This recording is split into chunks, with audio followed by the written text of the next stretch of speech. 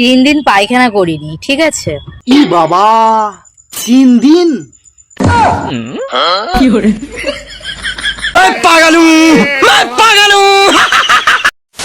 তো হ্যালো বন্ধুরা, কেমন আছো? আশা করি সবাই ভালো আছো। তো আবারও তোমাদের সামনে এসে গেছি, রায়গঞ্জের গ্রামের ছোট্ট ছেলে অথবা রায়গঞ্জের ছেলে। তো এমন একজন বৌদিকে আজকে নিয়ে রোস্ট করব, তো বলার মতো কিচ্ছু নেই। তো এই ভিডিওটা শুরু করার আগে ছোট ছোট ভাই বোনেরা অথবা গুরুজনরা, তোমরা কি করছো? এই ভিডিওটা স্কিপ করে দাও, কেননা এই ভিডিওটা তোমাদের জন্য নয়। যারা 20 বছর উপরে রয়েছে তারা এই ভিডিওটা মনোযোগ দিয়ে দেখো। যদি ভালো লেগে থাকে একটি লাইক করে চ্যানেলটাকে সাবস্ক্রাইব করে দিও। যাই হোক, অনেক কথা বললাম, এখন ভিডিওটা শুরু করবো। ভিডিওটা শুধুমাত্র মজার জন্য বানানো হয়েছে, কেউ গায়ে মাখবেন না, বাচ্চারা বড়রা দূরে থাকবেন। ধন্যবাদ।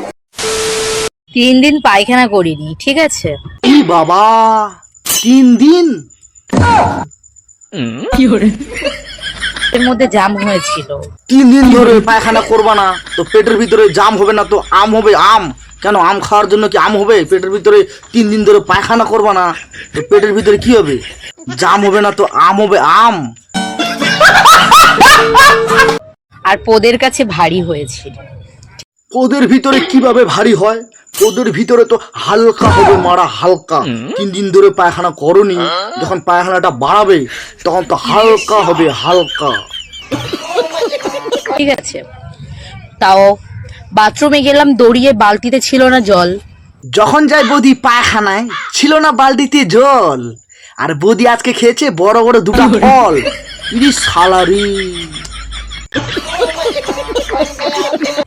বাথরুমে গেলাম, দৌড়িয়ে বালতিতে ছিল না জল, তাড়াতাড়ি গিয়ে জলটা নিয়ে বাথরুমে ঢুকলাম।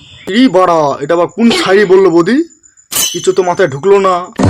যেই বাথরুমে বসলাম 1 কেজি হাগলাম। ও তাই নাকি বৌদি? মাত্র 1 কিলো পায়খানা করলা? আমি তো ভেবেছিলাম 4-5 কুইন্টাল মনে হেগে দিও আজকে। কেননা তোমার তো রাস্তাটা 3 দিন ধরে বন্ধ হয়েছিল না, পায়খানার রাস্তাটা। আজকে ভেবেছিলাম আমি, সকালবেলা যখন তোমার ভিডিওটা আমি দেখি তখনই ভেবেছিলাম বৌদি আজকে অনেকটা পায়খানা করবে, অলরেডি 4-5 কুইন্টাল। তো এখন বৌদি বলতেছে মাত্র 1 কিলো পায়খানা করছে, তারা তো এখনো বাকি রয়েছে অনেকটাই পায়খানা করার, কি তাই না বৌদি? 1 কেজি হাগলাম। কে কে 1 কেজি হেগেছো 3 দিন পরে? 1 কেজি ওজনের হাগা হেগেছো? প্লিজ কমেন্টে বলো, ঠিক আছে? না না না না না বৌদি, আমরা তো উল্টা পুল্টা জিনিস খাই না। তো 1 কেজি হাঁকবো, তাও আবার কি ওজন করে নিব? সেরকম খাবার আমরা খাই না। ঠিক আছে বৌদি, তুমি খাও, তুমি ওজন করে নাও, ঠিক আছে? আর নাক দিয়ে পুটা বেরোচ্ছে কেন? কারণ আমার ঠান্ডা লেগেছে বলে আমার নাক দিয়ে পুটা বেরোচ্ছে, তাতে কোনো বিষয় না। কেন বিষয় না বৌদি, বলো। আস্ত করে বাড়িতে যায় একটা গিলাস নাও, গিলাসের মধ্যে এভাবে নিয়ে চিনি দিয়ে হালকা করে শরবত ভেবে করে খেয়ে নাও, তাহলে বৌদি পায়খানার রাস্তাটা সবসময় ক্লিয়ার থাকবে। তাহলে তোমাকে 3 দিন পর পায়খানা করতে হবে না, ঠিক আছে? তখন ডেইলি 3 বার পায়খানা করবা, ঠিক আছে বৌদি? ডক্টর দেখালে পারে, ওষুধ খেলে পারে ঠিক হয়ে যাবে। আর ওষুধ যদি না কিনতে পারি, একটুখানি রসুন আর সর্ষের তেল গরম করে হাতে পায়ে তিলো দিয়ে নেবো, ব্যাস। ওই রসুনের তেল কিছু হবে না বৌদি। বলছিলাম কি, ওই রসুনের তেল হালকা করে একটু গরম করে পোদের মাঝখানে ঠাসে দাও, তাহলে কি বলো তো বৌদি, পায়খানার রাস্তাটা ক্লিয়ার থাকবে, পায়খানাটা বাড়া যাবে তখন, ঠিক আছে বৌদি? 1 কেজি হাগলাম, 3 দিন পায়খানা না করে 1 কেজি হেগেছি। 1 কেজি, 1 কেজিরও কম যায়নি, ঠিক আছে? কেন বৌদি 1 কেজি একদম নাপা নাপা হেগেছো? তো বলছিলাম কি বৌদি, অনেকটা পায়খানা তোমার পেটের ভিতরে এখনো বাকি রয়েছে।